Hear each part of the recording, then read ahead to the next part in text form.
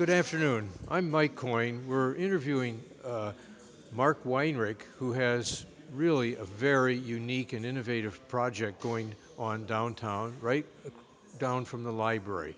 And we've been trying to find him, and he lives in Chicago, and we finally found him.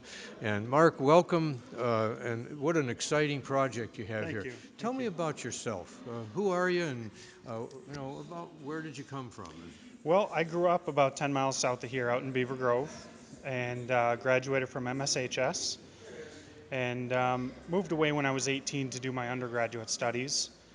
And now had the opportunity in my career to take a little break and move back home, raise Great. my daughter, raise my family, and yeah, What is your career? I'm an acupuncturist and massage therapist, Okay. and yeah, was my daughter's getting along in age. We're looking to get her into a better environment than Chicago metropolitan, and getting back to the roots. Well, we're always really glad to have young people return after they've, served in exile out in the That's world and right. Yeah, find out how great this community is. that's So, right. We welcome back. And thank you. tell us about, was an old church, and it's spectacular what you're doing to it. Tell Well, us thank about you. this project. Well, this was originally Grace United Methodist Church. They started building in October of 1898, if you can believe it. Wow. 3 months, October, November, and December. They started from the ground up, and they held their first services here January 1st of 1899. Hmm. And they were here as a congregation until 1967. Then they built on the other side of town, over across from the old Whitman School, Hmm. there by the high school.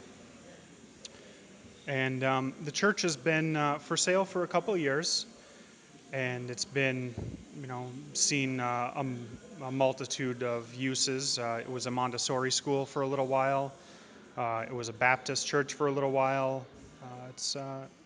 It's had a lot of different people in it over the past, 35 odd years, 45 years since the original congregation moved away. And I remember riding my bike and skateboarding past it when it was still frowned upon back in the day. And I thought, what an amazing building, what a beautiful piece of history that that has seen its share of neglect. And like I was saying, we have the opportunity, professionally speaking, to take advantage of it and really try to bring a piece of history back into use. Uh, 1 minute. uh, what are you going to do with this? Are you making it into another church, or No, what? no, What are you doing? it's gonna be a home. Your home? My home, yep, Oh, for my wife cool. and daughter and I. Yeah, there's it's a good amount of space. It's going to be about 2,400, 2,600 Wow. square feet of residential space. Wow. 3 bedroom, 2 bath. Wow. Open floor plan. Are you doing it all yourself? Not all of it, but most of it. I am serving as the general contractor on this project. I'm hired out a couple of different things, plumbing and heating, things where I'm just a little bit over my head. But yeah, I'm doing 85 to 90% of it myself. Who's this guy standing behind us here? That's my number one man. Is he a helper? He's he's my teacher more than anything. He really is a very Yeah, talented person. yeah. Who is that? That's my dad. Yep, Chuck Weinrick. Chuck He's Weinrick. Hi, Chuck. that's You right. are a very talented guy, and he couldn't have a better assistant or supervisor, actually. Uh, one thing I learned, you have a friend who is an architect in Chicago who was very instrumental in designing this I building. Do you do. remember him? Yeah, he was actually one of my patients who grew into to a friend. His name was Lon Fry. He's a Yes. retired architect who was the Fry something in Molinaro, Right. was the architectural firm that Right. redesigned Peter White across the parking lot. And he was actually instrumental in saving this building when the renovations of the library were taking place.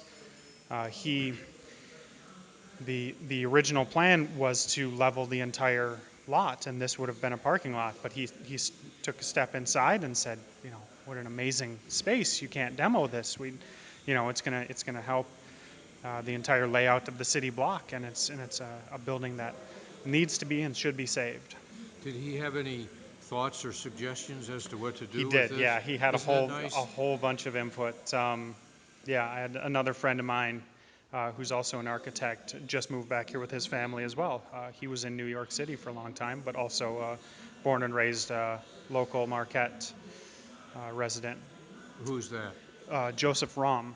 Okay. Yep, he Yeah. just moved back here with his family as well, and so he'll be setting up, making his architectural presence known in the city as Great, well. great. Well, when you see Lon in Chicago, tell him Yeah. hello for me. I was very involved in the library Okay. and became a very much of an admirer of him. And I was really pleased to learn from your dad the connection with Lon in this Yeah, it's building. nice It is. how small of a world it It really is. is. Yeah. To Anything else you'd like to tell us about this project? Anything special or no? I'm just honored to have the opportunity to try and preserve this piece of history. Everything that we're doing, really, we're really trying to do things in a manner that is consistent with the original designers of the building. Okay. It's had a bunch of different people doing work to it over the past 60 years, and we're just really trying to do justice.